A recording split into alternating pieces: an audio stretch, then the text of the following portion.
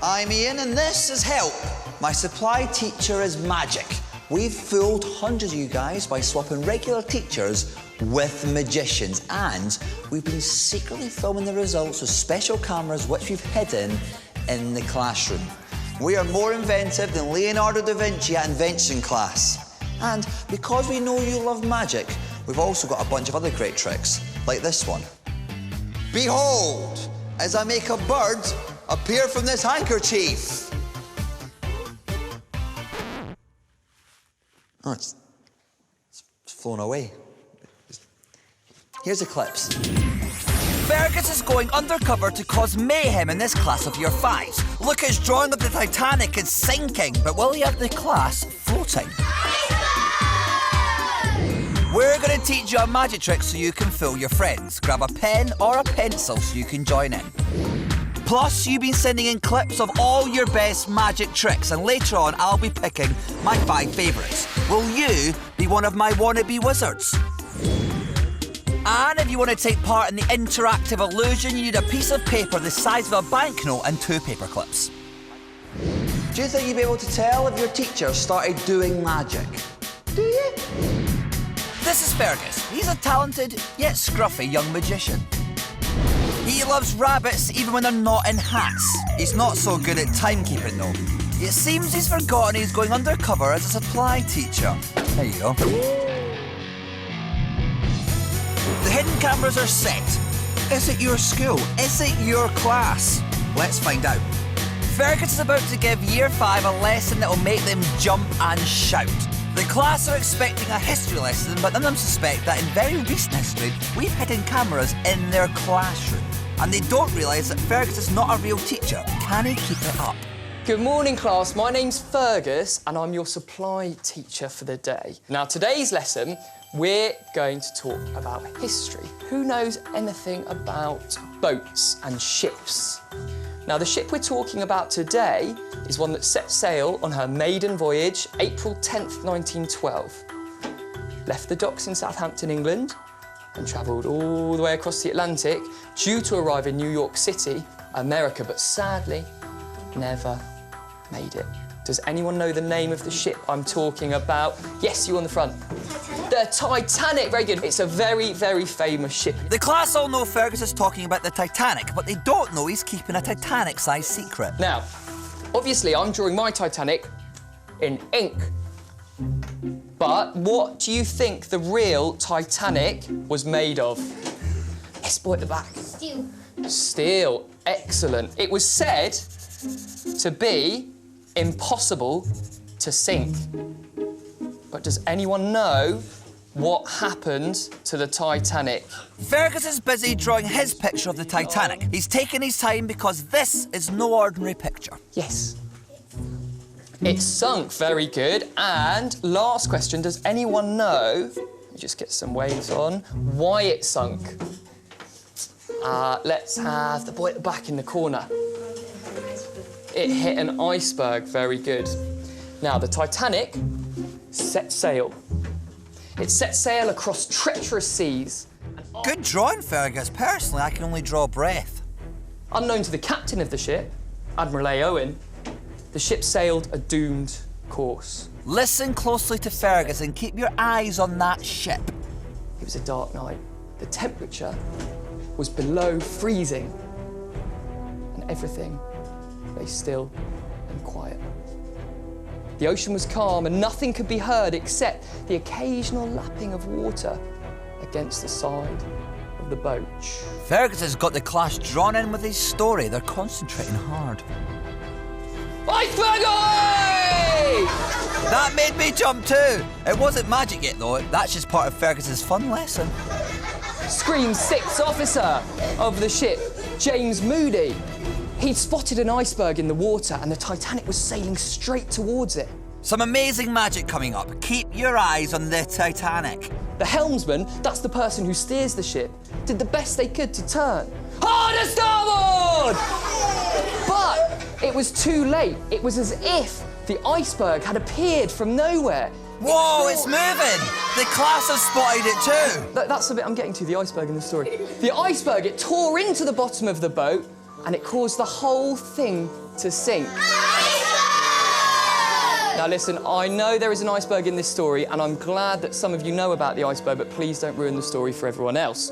He knows what they're shouting about. He's just pretending. So, that iceberg tore into the bottom of the ship, and water rushed on and caused the whole ship to slowly sink. Now, who's good at drawing in the class? I want you to draw your very best image of the Titanic. You think you've figured it out, don't you? But check this bit out. This is where it gets weird. So your very best drawing that you can. Look, it's a flat picture with nothing cut out or stuck on. I'm going to grab some more paper for you guys, and I want you all, you'll notice there's paper and crayons on your desk. I'd like you to draw your own drawing as best you can, and I'll be back in a second. They're passing the picture around. None of them can work it out.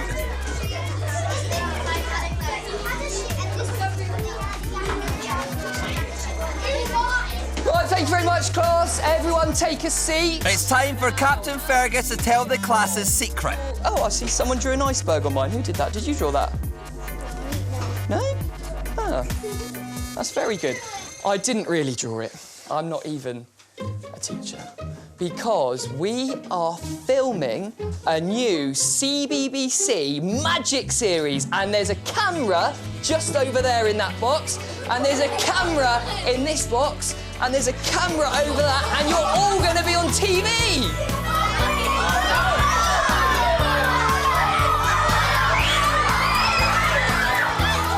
He did it! Fergus had them hook, line and sinker with his brilliant Titanic trick.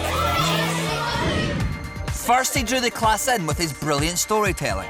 He'd spotted an iceberg in the water, and the Titanic was sailing straight towards it.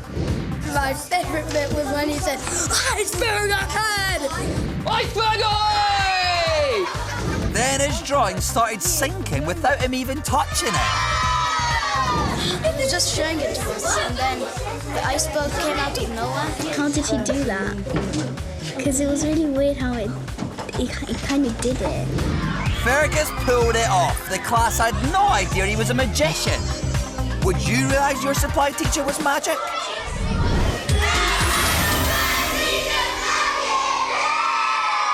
That was great, wasn't it? The problem with the Titanic was the lookout. He didn't see the iceberg. He needed eyes in the back of his head. He should have got one of these.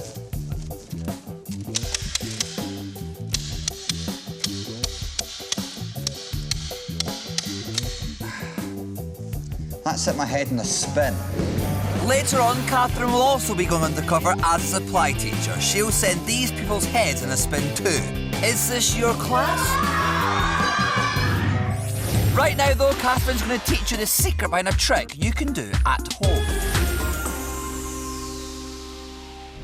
If you fancy yourself as a magician, here's a trick you can try on your mates. You'll need a pen or a pencil.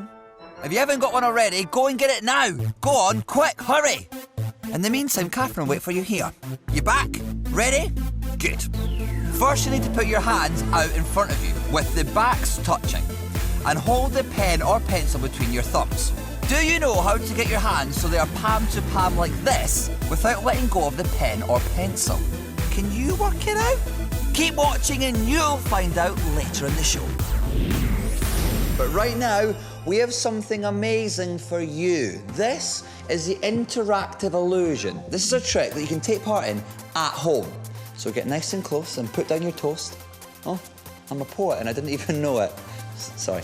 Here's John. He likes the sound of his own voice and I like the look of his magic. Listen in to John and get involved. OK, you should have a couple of paper clips. I've got mine here. A piece of paper the size of a banknote, or an actual banknote, and a handsome magician. That's me. OK, take your piece of paper and fold a third over the top, like this, and clip it here. Now, take the other third and fold it underneath, and place your second paper clip here, like this. Perfect. In a second, I'm going to count to 3. And when I get to 3, I want you to pull the edges of the paper apart. But first, I need my comedy magnet. Remember, when I count to 3, pull the edges of the paper apart. Ready? 1, 2, 3, pull! Okay, check out your paper clips. Pick them up. They've magically linked together. I love magic with office supplies. I once said to a shop assistant, "Do you sell stationery?" She said, "No." I wiggle a bit. Every week, we'll be bringing you a top 5 chart of new magicians on the block. I've got my comfy chair. I've got my trusty laptop. And I've got these marshmallows. I like marshmallows. They make me feel like a giant eating a pillow. But enough about me. Here's the magicians. We asked you to send in clips of yourself performing your best magic tricks. We received loads of clips from all over the country. Each week, I will be choosing my 5 favourite wannabe wizards and showing them to you guys. Number 5 this time is Alan from London, where it's obviously snowing. And Alan means business. Snow business. He's got mean card skills, and I just love the way he builds in some awesome hip-hop moves. Check him out. Great stuff, Alan. Okay, now watch closely the 10 of diamonds. Pow! The 6 of diamonds. That was quick. I need a rewind. How does he do it? That's left my head in the spin, so it's only fair that Madeline from Wakefield is next with our spinning plates. This is not magic, but it looks pretty spellbinding. Up and catch. Watch this, she does it again. Mind the ceiling, Maddie. Right, let's step this up a gear. Now she's going for the blue plate as well. Interesting technique. There's a real knack to this, and she's got it. But the best bit is still to come. So look, the blue plate's spinning in her finger, and she's going for the red one at the same time. Go on, you can do it. Keep going. You've nearly got it, I can feel it. She's got it! That's 2 plates spinning at once. Nice one. Nice 2 even. And final flip to finish. Mad skills, Maddie. Back to some old school magic at 3 with Matthew from Farnham. All I want you to do is I want you to remember this card. It's the 2 of diamonds. The 2 of diamonds. I just said that. I want you to hold your hand out in a sandwich manner. Oh, sorry, just hold your hand out. I'll place the 2 of diamonds in your hand. Put your other hand on top. So I want you just to remember the 2 of diamonds. Look, and I also want you to remember my card, the Joker. Okay, we've got it. Okay, so what card have you got? 2 of diamonds. What card have I got? Joker. Watch. See this? I want you to touch it. See, I have the 2 of diamonds. Whoa! How did he get the 2 of diamonds from between her hands? And you have And where's the Joker?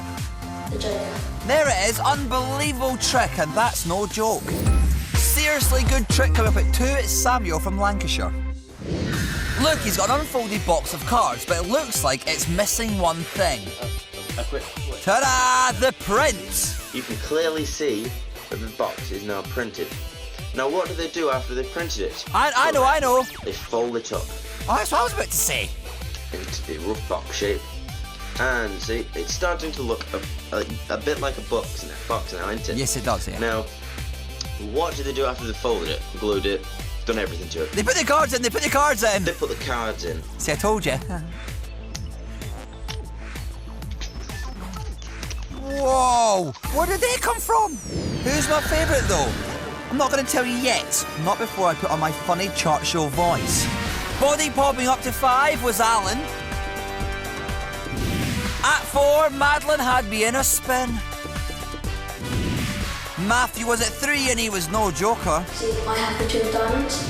Boxing clever at 2 was Samuel, and he was nearly my favourite. But out of the tons of wannabe wizards, my top one this time was Bailey from Selsey. He's going to randomly find all 4 aces in his pack of cards. As you can see, we've got the 2 jokers here. 1, 2.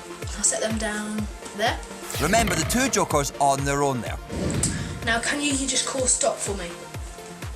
Stop. Stop. Oh, they beat me. And the first ace that you stopped at was the ace of diamonds. What are the chances? Now, I'll try and find the next ace the good old-fashioned way of it. Flicking up, jumping out the deck, the ace of clubs. Whoa, he made another ace, literally jumped from the pack. He's The slick. 3rd ace is not on the bottom.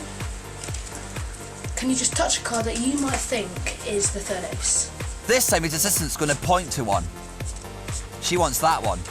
That one card there. That was your choice.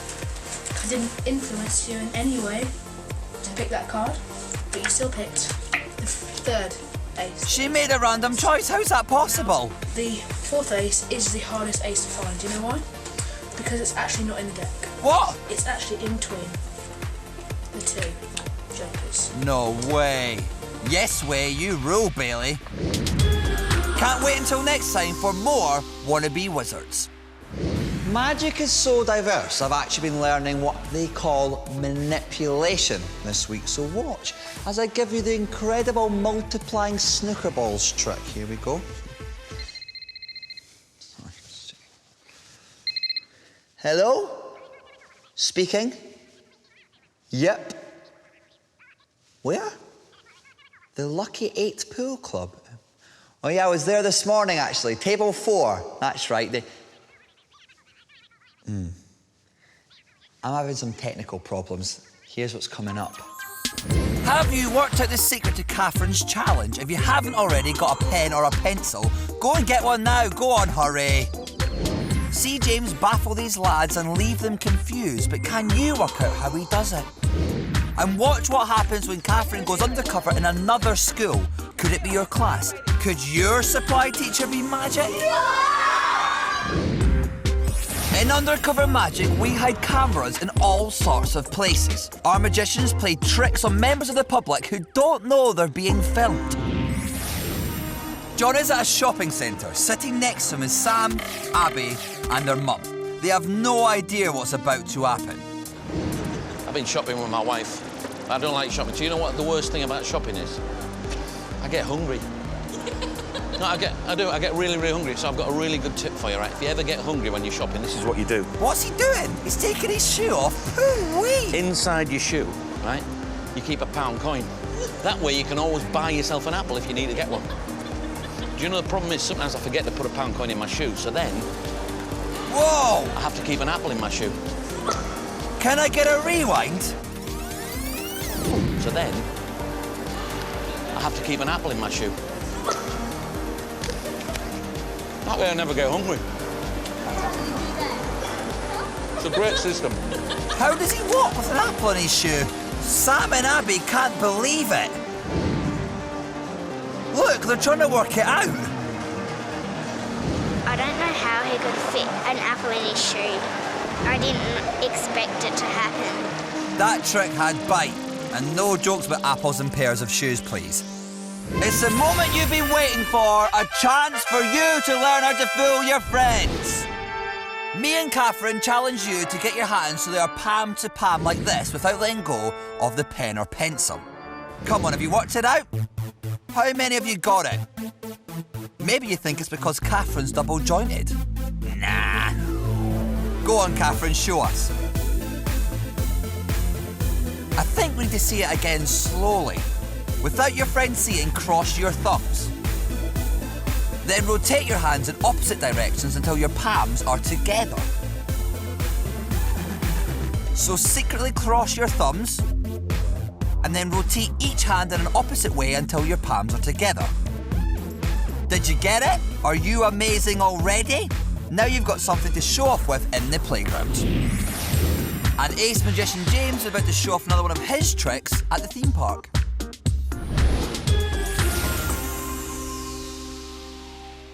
I'm going to show you something with these. Do you know what they are? Just take them out, see what they are. Yes, the key. The key rings. This is Ryland, Milo and Christian. They're about to see an awesome trick that will melt their minds.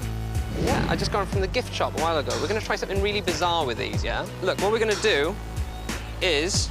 let's see, do you ever have problems getting one of the keys on the key rings? I don't know about them, but I do. I'm paying close attention. Look, I've got a magic way of doing it, yeah? 1, 2, 3. Whoa, how did you do that? But there's more. Now, if you take these two, tap them to these two, they link. Oi, James, my sister's looking for those earrings. And if you get these two and just rub them together, they link. Oh, there'll be no use to her now. Now, the most difficult one is this one here, because it's going to go in between these two, right? 1, 2, 3. He's changed the position of those rings like they melted. Now, as easy as they go together, they actually come apart. Just with a little blow, one melts straight through, yeah? You can stick it straight Ouch, my brain hurts. So Milo, are you right-handed or left-handed? I'll give you a go, okay, right. With your right hand, just reach up and grab this ring here, okay, and give it a little pull. Yeah, that's not coming off. No, watch with the blow. And straight off. James blew it and he's about to blow the magic, or is he? Okay, I'll tell you how it works. Like, it's an illusion, it's not real, okay? Look, if you hold them like this, it looks like they're linked. Yeah, but you can see they're not. Yeah, there's lots of distance between them. Yeah, it's not till you come back, blow, they link. Whoa, that's cool. Let's get a rewind. Yeah, there's lots of distance between them. He was pretending to show them how it was done, but it was another great trick. They link. They are totally stunned. And again, this one goes just in between. Really weird. That's really weird, isn't it? Look, that's a really cool trick you can do with 1, 2, 3, and 4. Some formidable magic. It was bizarre. I really don't know how he did it because I can't do it, and it's just amazing. 3. They just went through each other and melded together, and I'm dumbfounded. It's just incredible. Awesome trick, James. Let's leave the theme park and head back to school. This time it's Katherine who's pretending to be a supply teacher and trying to fool another class. She's at another school to do an incredible trick. Is it your school? Is it your class? And will the class realise their supply teacher is magic? These Year 4 pupils think they're coming in to learn about scientific facts, but Katherine's about to tell them some science fiction. Can she do the impossible? The classroom's been rigged with hidden cameras and Katherine has got a trick that will catch them unawares. They have no idea. Good morning, everybody. Now, what we're going to be learning about today is all about security systems. Nearly everyone has a key, don't they, to open their front door? Yeah. And how about, does any of your parents have those little cards to help them get into their offices where they work? Does anyone's parents have that? They do. How about the fingerprint ones, so biometric ones? You've seen that, and they actually read your fingerprint. This all sounds very futuristic, and in the near future, this class are going to see an amazing trick. Today, we're going to be looking at a security system that actually goes one step further than this. And it's similar to a fingerprint reader, but the difference is it doesn't just read a part of your body, it reads your entire body, reading your DNA. If it could read my body, it would say, cut down on the crisps, mate. But enough about me. Now today, I've been fortunate enough to get my hands on one of these units, and I've brought it in today so you can all have a look at it. The lad rubbing his hands can't wait to see this new invention. But the only invention here is Katherine's story. Here it is. Ta-da! Now this obviously doesn't look like the size of a door, but because it's a prototype, they've made it much, much smaller. And if I open it up inside, we can see that it's got this solid metal, which is really, really solid. And in fact, I'm going to take this out so you can all have a feel. Katherine's about to do some magic with that metal. Come on, it must be plastic sprayed silver. There is no way, it's very hard, there's no way that... Go on, mate, give it a bash. And that's because your DNA... Not that hard. ...hasn't been programmed into it. Yeah, it's definitely solid metal. There's no way that you'd get through that, is it? It's completely solid. Now, the metal always slides into a door frame. And actually, the door frame is really, really important because it's a door frame that actually reads your data. Katherine has convinced the class that this door can read her body and let her through the solid metal. But how's she going to pull it off? So if I pull these curtains across, which protects us from the laser. A laser? Walking through metal? Is this a science lesson from the future? I've got to see this. Really, really clear reading. There you go. Now, if I switch this on, like that, because my DNA has been reprogrammed into the system, it should now read it and allow me to pass all the way through the metal, okay? Let's see if it works. Surely she can't do it. Hang on, it looks like she can do it. I mean, pretty slowly granted, but she can do it. It's a grand entrance by Katherine. Wow, look at that! Whoa, and the metal's still solid. That's incredible. Let's get a rewind. How is that possible? She walked right through the metal almost as if she melted through it. Wow, look at that! No way that anyone else can come through it. Isn't that incredible? This gizmo sounds fantastic, but actually it's not real. It's a trick. Do you want to know a secret? Yeah. It's time for Katherine to unlock the secret to this magic lesson. I'm actually not a teacher. I'm a magician. That was a magic trick. And right at this very moment, you're all being filmed. Because if you look in the back, there's the camera, and another camera there, and another camera over there, because you're all going to be on a new CBBC magic show called Help, My Supply Teacher is Magic. She did it! Katherine's walking through metal trick has totally fooled the class. She showed everyone that the metal was solid. It's very hard. There's no way that you could get through that. And then, incredibly, she walked right through the metal.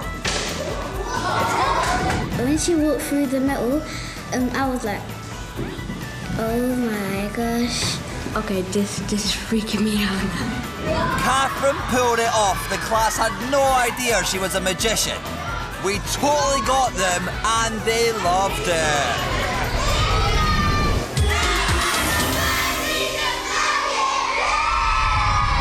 Remember, if you're at school and you think something magical might be looming on the horizon, maybe you'll be shouting, "Help! My supply teacher is magic!"